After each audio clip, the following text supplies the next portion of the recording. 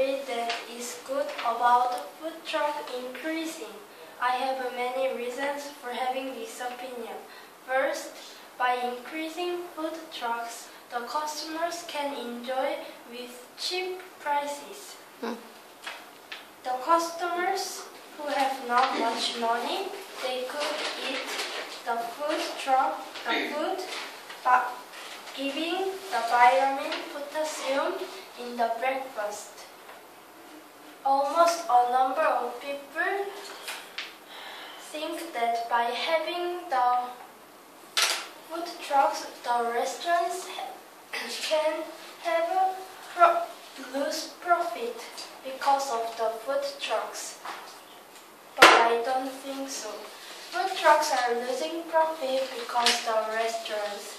Second, some people can make a living from food trucks. All the people in the world could make the food trucks. They could enjoy the food conveniently even if they are busy. So I think increasing more food trucks could help many people. Thank you for listening.